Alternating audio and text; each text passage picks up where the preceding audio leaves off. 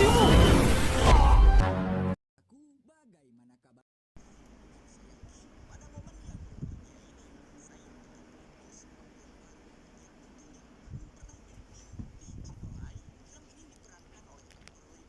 Tentunya akan kembali membangkitkan memori kenangan kecil kita, khususnya anak generasi 80-90-an.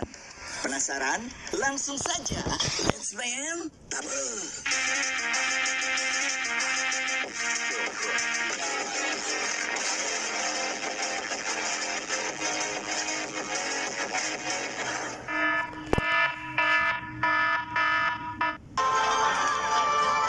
Opening film kita akan diperlihatkan dengan seorang sosok familiar, yakni Boboho, yang pada film ini berperan sebagai Lindsay. Diketahui dia menjadi seorang asisten pribadi seorang anak sultan kaya yang familiar dipanggil dengan nama Tuan Muda Lin. Bukan hanya tampan dan kaya, Tuan Muda ini memiliki keahlian bela diri yang cukup hebat dan itu sesuai dengan hobi dan bakatnya.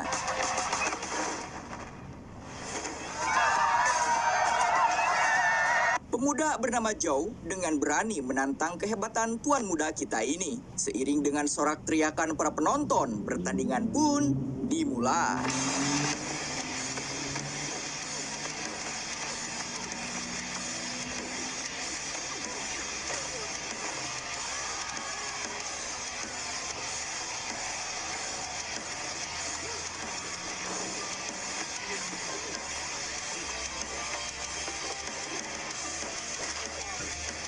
Tuan Muda menang, lawan demi lawan dia taklukkan. Dari beberapa pendekar di kota itu, belum ada yang mampu mengalahkannya.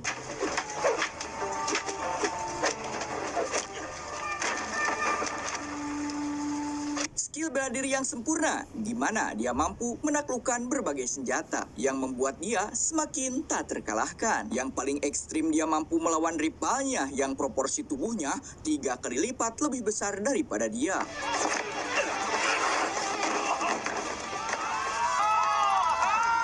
Piala kejuaraan bela diri berjejer di rumahnya. Dampak dari kemenangan yang ia raih tanpa satu kali pun kekalahan membuat dia sedikit besar kepala dan memohon pada ayahandanya agar dia diizinkan untuk pergi ke Shanghai untuk mencari lawan yang sepadan dengannya.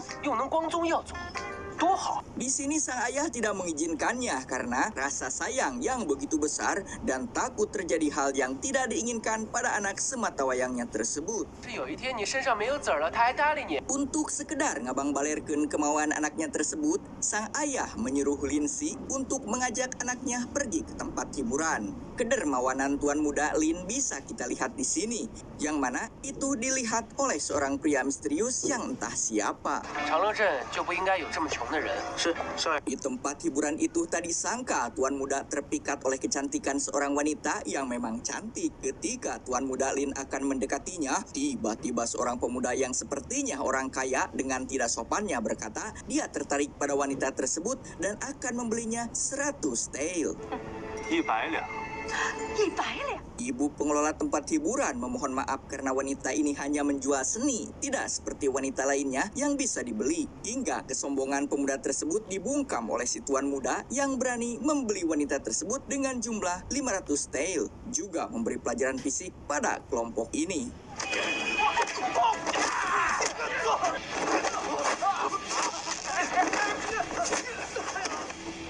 Tuan Muda Lin berhasil membeli gadis tersebut dengan kontrak harga yang tadi. Tapi di sini si gadis bersikap dingin yang membuat Tuan Muda semakin penasaran pada dia. Uniknya, berbagai cara dilakukan Tuan Muda Lin untuk mendapatkan hati wanita ini. Hujan pun tak jadi halangan untuk dia menunjukkan keseriusannya. Dan akhirnya si wanita luluh dan membawa Tuan Muda Lin untuk masuk.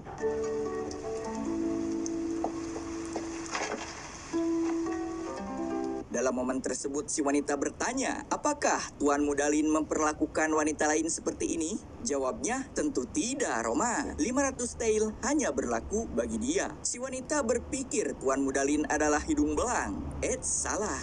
Dia adalah pria tulus seperti saya.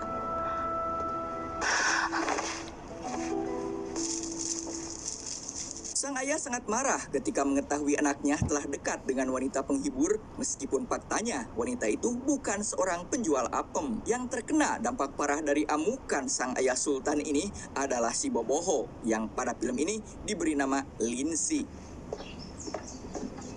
Dilanda rindu, Tuan Muda Lin memutuskan untuk menemui gadis pujaannya, tapi apa yang terjadi?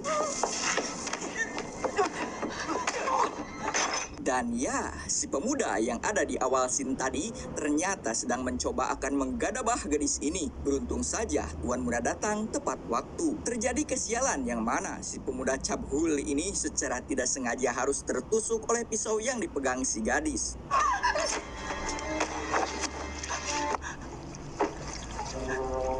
Si gadis yang kita panggil saja King terlihat sangat panik karena dia menganggap dia telah merenggut nyawa orang. Tuan Muda Lin di sini sebisa mungkin menenangkannya.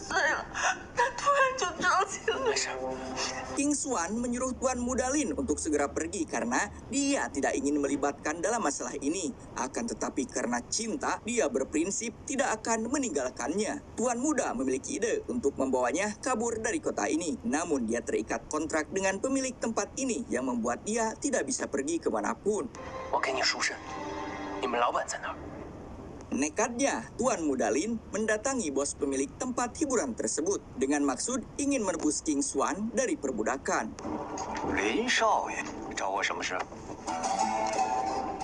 Uang tebusan sangat fantastis ternyata, sekitaran 50.000 tael. Dirasa terlalu mahal dan tidak mungkin memintanya pada sang ayah. Dengan melihat meja judi terbersit di benak si Tuan Muda ini untuk bertaruh. Jika dia menang, maka si pemilik harus membebaskan King. Dan jika sebaliknya, dia akan membayar 2 kali lipat melalui perjanjian sidik jari.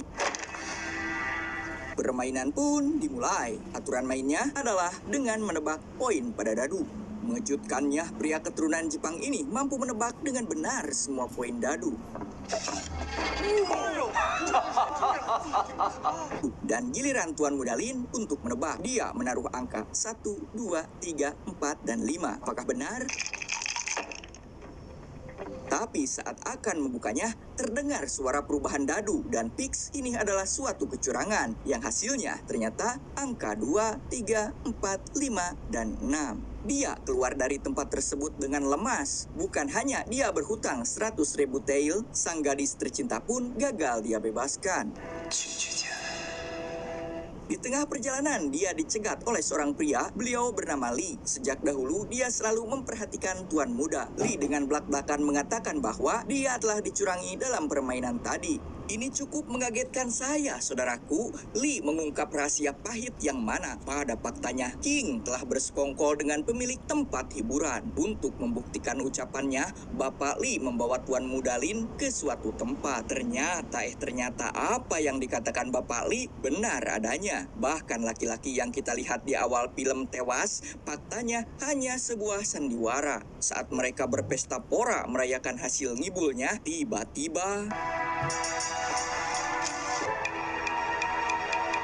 betapa hancurnya hati Lin Yao atau Tuan Muda Lin melihat kenyataan ini. Bapak Li meminta pada mereka untuk mengembalikan surat perjanjian hutang yang tidak sah menurut dia. Namun bolohnya si Lin Yao ini entah apa yang dia pertahankan dari wanita racun dunia ini. Dia tetap kekeh ingin menebus King karena dia anggap King melakukan ini karena terpaksa. Aduh, buta cinta mah. Kamu敢再赌？赌什么？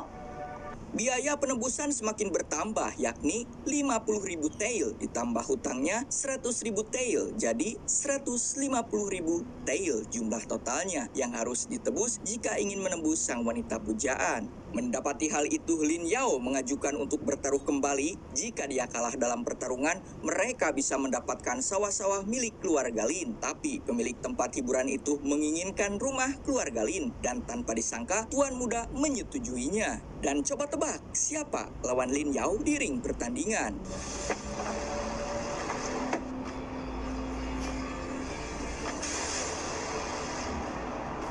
Ya, di luar ekspektasi saya. Lawannya tiada lain adalah Bapak Li. Maka dari itu fix, mereka ternyata lagi-lagi bersekongkol. Aduh, pertarungan pun dimulai.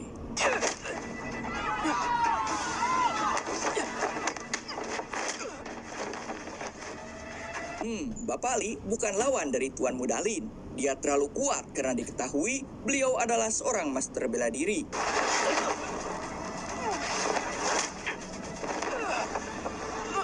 Meskipun tipis harapan untuk menang, Lin Yao memandangi King dan mencoba bangkit akan tetapi...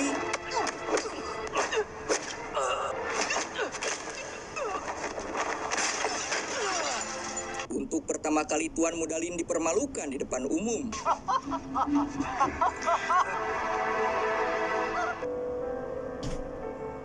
Kasih sayang seorang ayah memang tiada banding. Semenjak ibunya meninggal dari bayi, Lin Yao dirawat sendiri oleh sang ayah. Tuan Muda Lin hendak meminta maaf pada sang ayah. Belum sempat menjelaskan, mereka datang menagih hutang taruhan Lin Yao. Yang paling saya tidak duga-duga, ternyata si boboho gede atau Lin Si ini juga mengkhianati keluarga Lin. Aduh, dan semua yang telah terjadi ini sudah menjadi skenario yang mulus bagi mereka untuk menguasai kekayaan keluarga Lin. 怎么这么多人？ Hati Lin Yao dipatahkan kedua kalinya ketika sahabat karibnya sendiri tega menusuknya dari belakang. Melihat surat perjanjian hutang anaknya, saking sayangnya terhadap sang anak untuk melampiaskan emosinya, si ayah menampar dirinya sendiri karena belum bisa mendidik anaknya dengan benar. Karena keluarga Lin adalah keturunan yang bermartabat, beliau menganggap dan mengakui kalau memang itu sidik jari anaknya. Silahkan ambil rumah mereka. 我儿子签的字。 Gilanya, cinta memang gila. Lin Yao berbicara pada Li, mohon berikan surat kontrak perbudakan pada Qin karena dia sekarang sudah memiliki semuanya. Nah, di sini bisa kita lihat bagaimana ekspresi King yang mulai merasa sangat berdosa pada Lin Yao.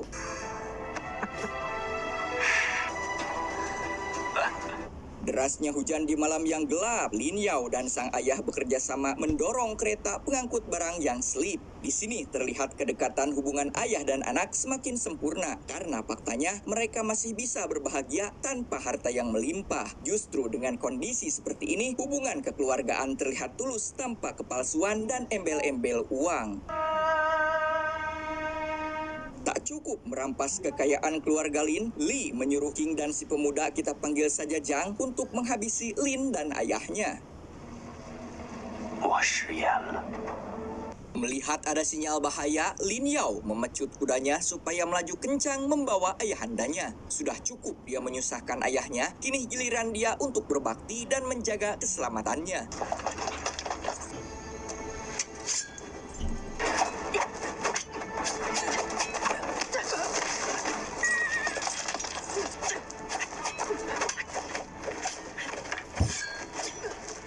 Serangan musuh cukup intens. Tuan Muda Lin berusaha menahannya. Tapi tak lama dari itu, musuh membuka tergosnya yang ternyata itu adalah King. Dia menyuruh Tuan Muda Lin untuk menyusul ayahnya. Kemudian tanpa diduga, King menusuk perutnya sendiri sebagai tanda permintaan maaf yang telah tega mengkhianatinya. 好精彩的一出苦肉计。记住。 Melihat King dalam bahaya, dan benar ini mah cinta teh. Tuan Muda Lin rela menjadi tameng sayatan pedang musuh. Dan akhirnya... Sepulangnya dari tugas, yang melapor pada bosnya yaitu Li bahwasannya benar King telah berkhianat dan mereka berdua sekarang telah tewas jatuh ke jurang. Peristiwa itu tak sengaja didengar oleh Lin Xing. Dari sini dia mulai menyadari kesalahan terbesarnya. Lin masih selamat, saudaraku. Ternyata pada malam itu dia masih bisa bertahan meskipun dalam keadaan terluka parah dan harus menghadapi serangan serigala liar. Yang menyelamatkannya tiada lain adalah sang ayah sendiri dan sekarang mereka tinggal di rumah sang bibi, adik perempuan dari ayahandanya. Di tempat lain terlihat Lin Si melakukan pengumuman untuk bekerja di rumah keluarga Lin. Tapi di sana seorang pria yang pernah bekerja di rumah tersebut menyangkalnya. Jangan percaya pada dia. Dia adalah pengkhianat keluarga Lin. Namun ketika Lin Xing menawarkan bayaran 3 kali lipat, mata mereka pun mulai duitan dan berbondong-bondong untuk mendaftar. Bibi merasa aneh atas logika Lin Yao. Jelas-jelas gadis itu telah menipu keluarganya hingga bangkrut, tapi masih saja dia pertahankan. Sang bibi pun merekomendasikan agar Lin Yao mempelajari ilmu bela diri pada master bela diri langsung. Lin Yao bingung karena kemana dia mencari master bela diri yang hebat. Sang bibi berkata jauh dari langit itu ada di depannya. Tiba-tiba dikira pengemis itu adalah master kungfu, ternyata dia kembali mengemis karena modal yang Lin Yao berikan dulu habis dipakai judi. Tak lama berselang muncullah seorang pria yang dulu pernah menjadi lawannya. Melihat Lin Yao yang sekarang sudah tidak memiliki apa-apa, dia bermaksud membalas untuk mempermalukannya.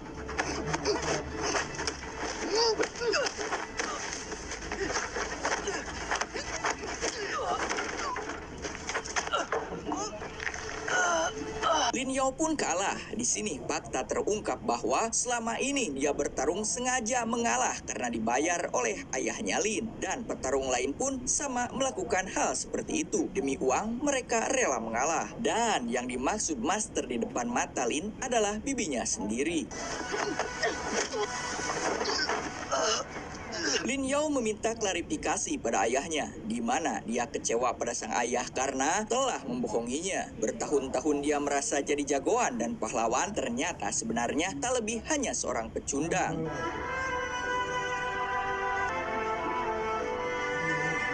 Dalam kondisi terpuruk, King datang menghiburnya. Di sini, Tuan Muda Lin mengungkapkan kekecewaannya. Dia mengira dirinya adalah orang terkuat di kota. Di sini, King menyanggahnya. Apapun yang terjadi di mata dia, Tuan Muda Lin adalah pahlawan baginya. King bercerita, dia dulu dilahirkan di tempat dunia malam. Kemudian datang Li membebaskannya dan mengajarinya ilmu bela diri. Tapi apa yang terjadi? Dia diperbudak dan dimanfaatkan untuk menipu orang dengan modal kecantikannya. Sekarang dia bersyukur telah bertemu dengan Tuan Muda Lin yang baik hati seperti saya, yang baginya dia adalah pahlawan sebenarnya. Mulai saat itu King memberikan motivasi agar Tuan Muda Lin bangkit. Sebenarnya Tuan Muda Lin dianugerahi fisik yang kuat. Buktinya dia mampu melawan puluhan serigala demi melindunginya. Hanya saja perlu guru dan latihan yang serius untuk menjadi tak terkalahkan. Di tempat lain terlihat Zhao dan sahabatnya bekerja di rumah bekas Tuan Muda Lin yang kini dikuasai oleh penjahat Li.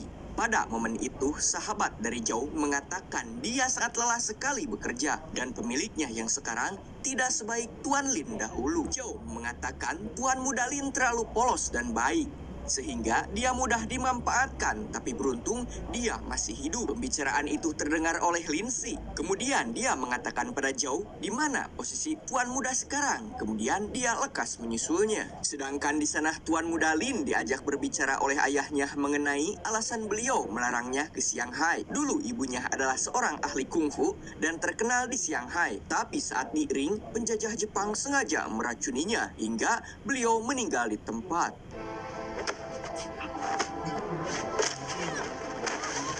Mohon maaf saudaraku, saya lagi terkena flu ya, jadi suaranya agak sedikit begini, mohon maaf sekali.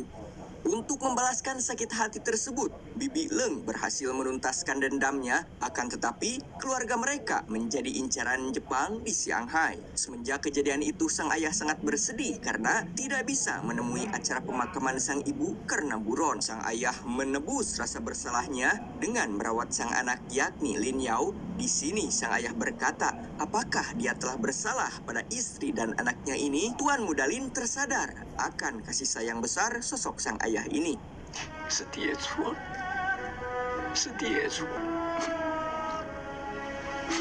Dengan dorongan semangat dari sang ayah dan wanita pujaannya, dia lekas mendatangi sang bibi dan memohon agar diajarkan bela diri warisan keluarganya. Jurus Dewa Mabuk adalah jurus legendaris yang sungguh hebat. Mulai saat ini, Tuan Muda Lin akan menjadi pewaris baru jurus ini. Sedikit problem terjadi. Tuan Muda Lin tidak kuat meminum arak, maka setiap masakan pasti dicampur dengan bahan arak.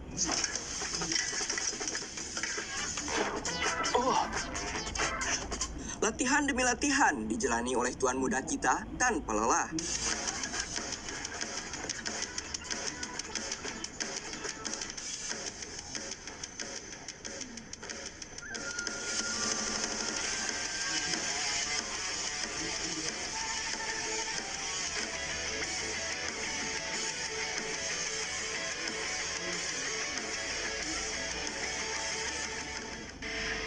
Beralih pada Tuan Li dan rekannya yang sedang membicarakan rahasia besar. Ternyata alasan mereka merampas rumah keluarga Lin adalah terdapat banyak harta karun di sana. Dalam pembicaraan mereka mengatakan jika harta karunnya sudah ditemukan, maka habisi semua orang pekerja termasuk Lin Si. Dan itu kebetulan terdengar olehnya. Di tempat penggalian, Zhou meminta gaji atas kerja keras dia dan saudaranya yang lain. Tepat saat Lin Si ketahuan keluar area. Penjahat Li mengatakan dia tidak akan menggaji sebelum mereka menemukan apa yang dia inginkan. Mewakili kelompok yang tertindas, Zhou mulai melakukan pemberontakan dan berakhir memilukan.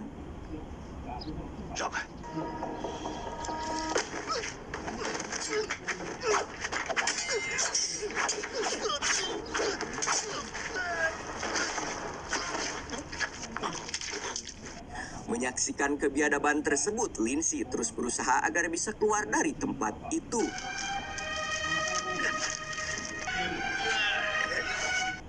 Berbeda dengan Tuan Muda Lin yang kini menjalani kehidupan bahagia karena bersama wanita pujaannya. Saat akan tercipta nuansa romantis, tiba-tiba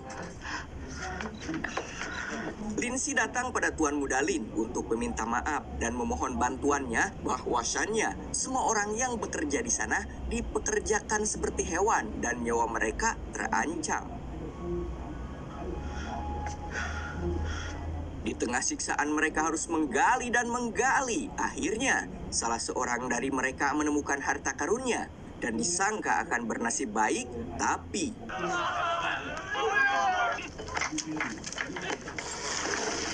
dan ya, jagoan masa kecil kita kembali.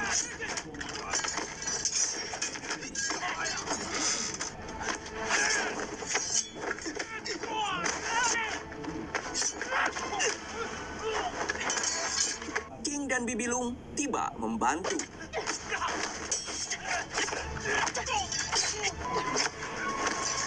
Melihat kematian Zhou, Tuan Muda Lin bergegas untuk mengecek ruangan bawah tanah. Melihat kedatangan Tuan Muda, orang-orang terlihat cukup bahagia.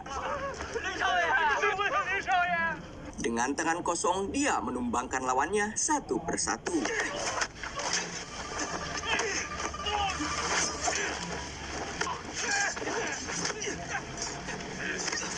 Tiba final battle antara Tuan Muda Lin dengan penjahat Li.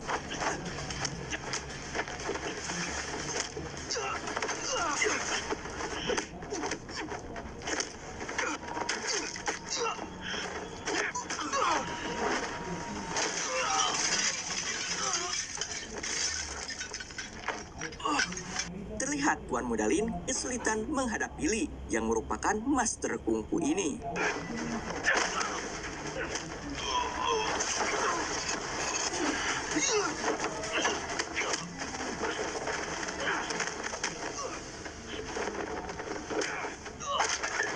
Dalam kondisi terpuruk, dia terngiang-ngiang perkataan gurunya bahwa dia harus mabuk jika ingin melipat gandakan kekuatannya. Lin Yao kembali bangkit dan mengatakan Li telah menipu dan membunuh banyak orang yang tak bersalah, maka dia akan membalasnya. Namun, dan ya, jurus Dewa Mabuk legendaris kembali disuguhkan pada adegan ini.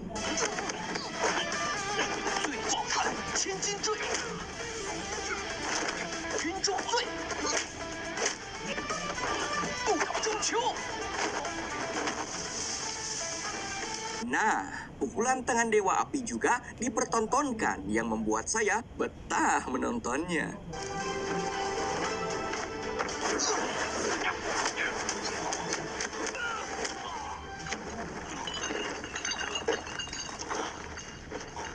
Menyadari kekalahannya, Li melemparkan api pada peledak yang bisa menghancurkan mereka semua. Aksi heroik Lin Si atau boboho kita ini mulai diperlihatkan. Dengan ikhlas dia akan mengorbankan tubuhnya demi meredam dampak ledakan. Dan benda tersebut tak kunjung meledak. Setelah dilihat, ternyata kocak memang. Di akhir cerita, Tuan Muda Lin kembali mendapatkan rumah berharga warisan leluhurnya. Sang ayah pun mengizinkan tuan muda untuk pergi ke Shanghai karena sudah menguasai ilmu bela diri yang mumpuni. Para warga kota berbondong-bondong mengucapkan selamat jalan pada pahlawan mereka. Dan di Shanghai, petualangan mereka bertiga pun akan dimulai. Kemudian, film pun tamat. Pelajaran yang bisa kita ambil dari cerita ini adalah ketulusan akan merobohkan kokohnya suatu keangkuhan. Saya Kim dan keluarga mengucapkan